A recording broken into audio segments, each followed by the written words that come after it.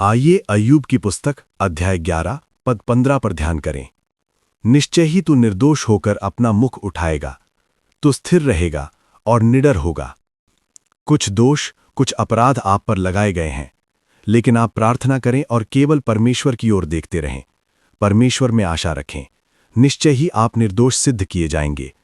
कुछ लोग ऐसे होते हैं जो आपके द्वारा न किए गए कामों का आरोप आप पर लगाते हैं। आपने जो बातें नहीं कहीं, उन्हें आपने कहा ऐसा फैलाते हैं, ताकि आपको अपमानित करें और लोगों के सामने आपका सिर झुका दें। वे इसे ऐसा समझते हैं मानो ये उनका कोई बड़ा काम हो।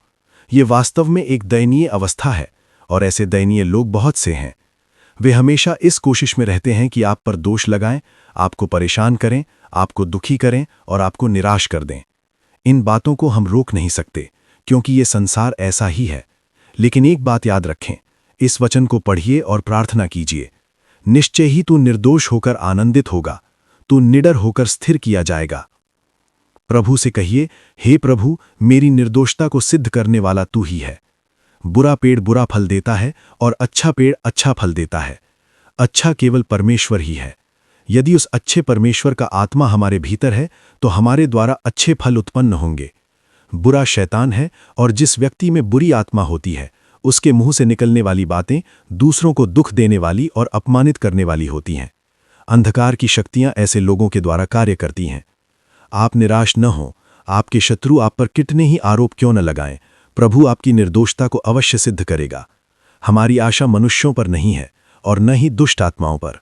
हमारी आशा सृष्टिकर्ता परमेश्वर पर है। जिस परमेश्वर पर हमने भरोसा रखा है, वो विश्वास योग्य और सत्यनिष्ठ है।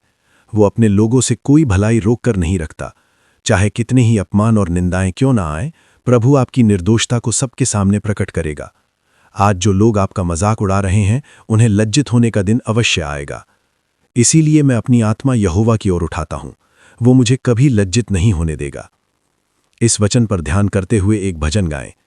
जब अपने ही मुझे अपमानित करें, जब पराये मेरा उपहास करें, तू ही है प्रभु मेरी चट्टान, यीशु तू ही है मेरा सहारा। तू ही है प्रभु मेरी ढाल, यीशु तू ही है मेरा आधार। यीशु यीशु यीशु यीशु, मैं केवल तुझको ही पूछता हूं, तू मेरा राजा है। अब परमेश्वर की उपस्थिति में प्रार्थना करें। हे प्रभु, चाहे शत्रु मुझ पर कितने ही आरोप क्यों न लगाएं, मैं हतोत्साहित नहीं होऊंगा, क्योंकि वे आरोप सत्य नहीं है।